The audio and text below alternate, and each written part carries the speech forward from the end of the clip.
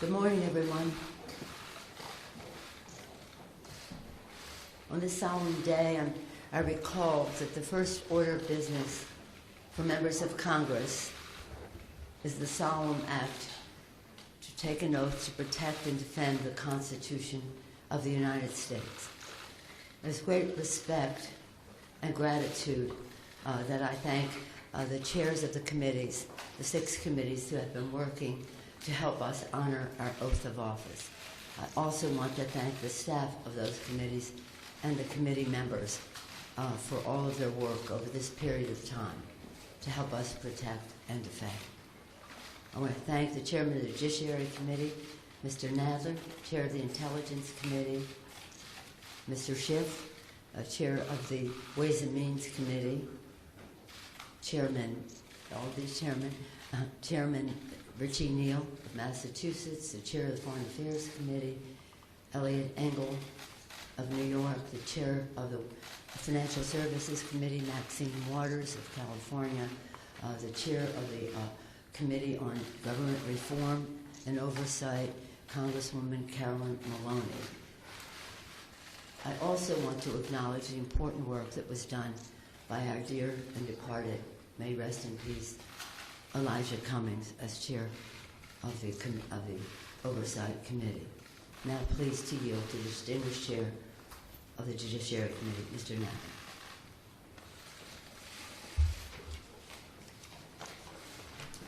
Thank you, Madam Speaker.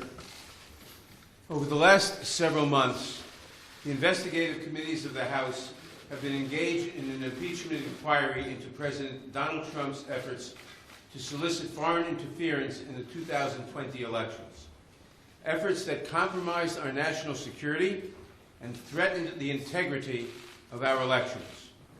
Throughout this inquiry, he has attempted to conceal the evidence from Congress and from the American people. Our president holds the ultimate public trust. When he betrays that trust and puts himself before country, he endangers the Constitution, he endangers our democracy, and he endangers our national security. The framers of the Constitution prescribed a clear remedy for presidents who so violate their oath of office. That is the power of impeachment. Today, in service to our duty to the Constitution and to our country, the House Committee on the Judiciary is introducing 2 articles of impeachment charging the President of the United States, Donald J. Trump, with committing high crimes and misdemeanors. The first article is for abuse of power. It is an impeachable offense for the President to exercise the powers of his public office to obtain an improper personal benefit while ignoring or injuring the national interest. That is exactly what President Trump did when he solicited and pressured Ukraine to interfere in our 2020 presidential election, thus damaging our national security, undermining the integrity of the next election, and violating his oath to the American people. These actions, moreover, are consistent with President Trump's previous invitations of foreign interference in our 2016 presidential election. And when he was caught, when the House investigated and opened an impeachment inquiry, President Trump engaged in unprecedented, categorical, and indiscriminate defiance of the impeachment inquiry. This gives rise to the second article of impeachment for obstruction of Congress. Here, too, we see a familiar pattern in President Trump's misconduct. A president who declares himself above accountability, above the American people, and above Congress's power of impeachment, which is meant to protect against threats to our democratic institutions, is a president who sees himself as above the law. We must be clear. No one, not even the president, is above the law. I want to recognize the great contributions of the investigative chairs, particularly Intelligence Committee Chairman Adam Schiff, Foreign Affairs Chairman Elliot Engel, Committee on Oversight and Reform's former chairman, the late Elijah Cummings, and its new chairwoman, Carolyn Maloney, Financial Services Chairwoman, Maxine Waters, and Ways and Means Chairman, Richard Neal, who helped lay the foundation for the articles we are introducing today. I also want to thank my Judiciary Committee colleagues who were critical in our work to hold the President accountable and in the drafting of these articles. Later this week, the Judiciary Committee will meet to consider these articles of impeachment and to make a recommendation to the full House of Representatives. We do not take this action lightly, but we have taken an oath to defend the Constitution. And unlike President Trump, we understand that our duty, first and foremost, is to protect the Constitution and to protect the interests of the American people. That is why we must take this solemn step today. Elections are the cornerstone of democracy and are foundational to the rule of law. But the integrity of our next election is at risk from a president who has already sought foreign interference in the 2016 and 2020 elections and who consistently puts himself above country. That is why we must act now. I want to turn now to Chairman Schiff, who will explain the evidence that supports these articles and the need for us to act with such urgency today.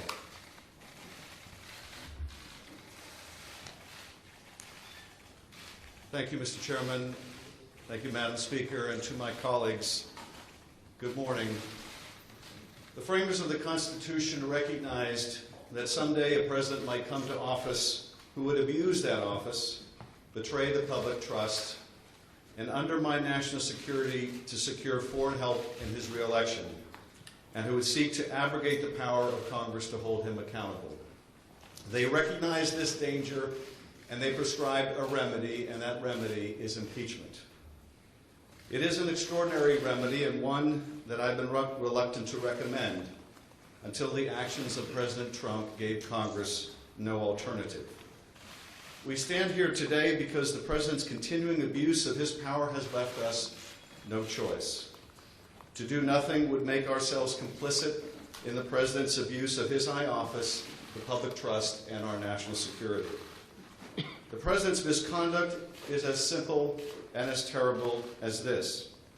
President Trump solicited a foreign nation, Ukraine, to publicly announce investigations into his opponent and a baseless conspiracy theory promoted by Russia to help his re-election campaign.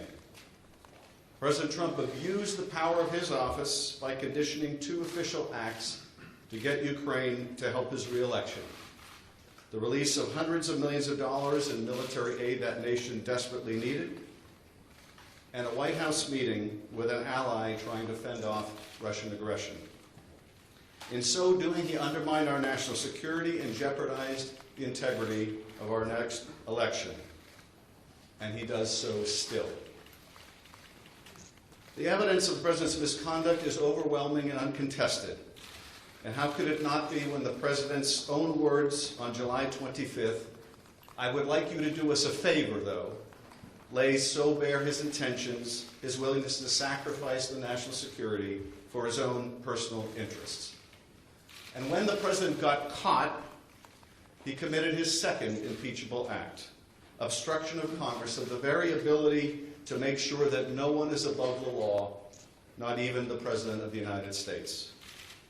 The evidence is every bit as strong that President Trump has obstructed Congress fully, without precedent, and without basis in law. If allowed to stand, it would decimate Congress's ability to conduct oversight of this president or any other in the future, leaving this president and those who follow to be free to be as corrupt, malfeasant, or incompetent as they would like, with no prospect of discovery or accountability.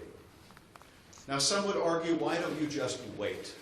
Why don't you just wait until you get these witnesses the White House refuses to produce?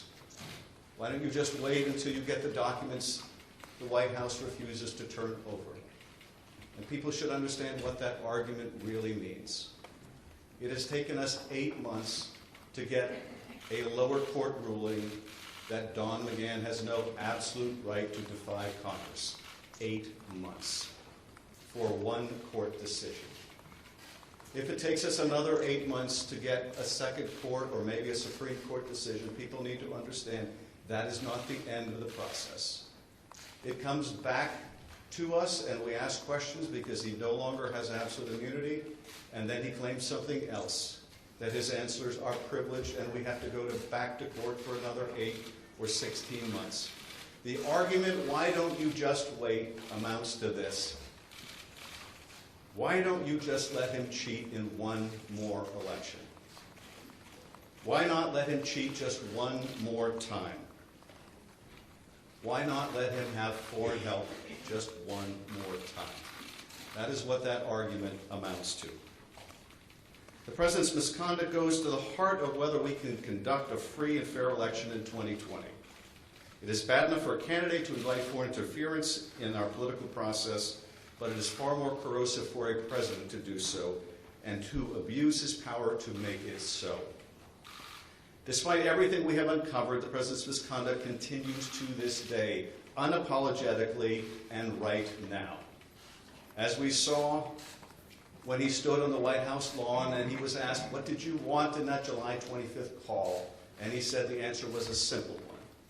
And not just a simple one on July 25th, but a simple one today, and that is he still wants Ukraine to interfere in our election to help his campaign.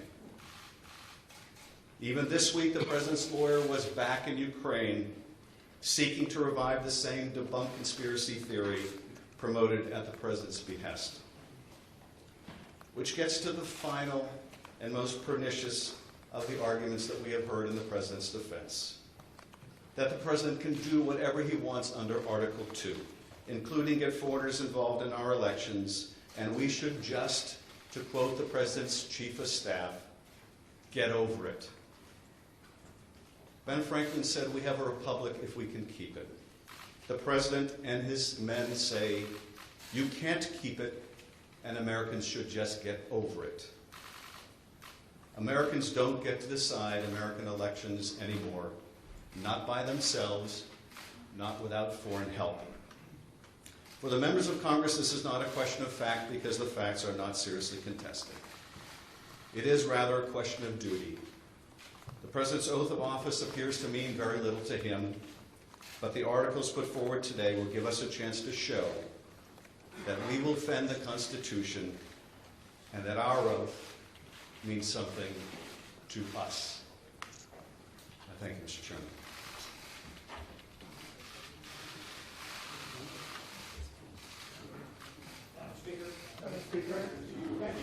Speaker, why not include the Mueller report, obstruction of justice? Why not include that? Can you stop here, please? Thank you. Are you confident you made a case for the American people?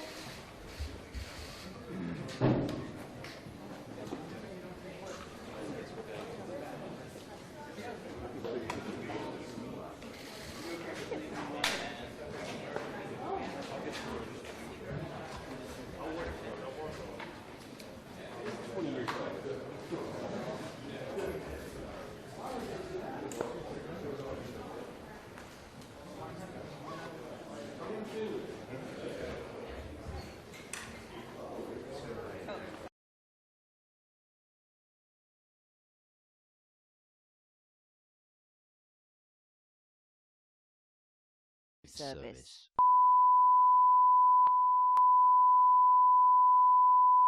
This is the primary audio circuit for the Reuters live service.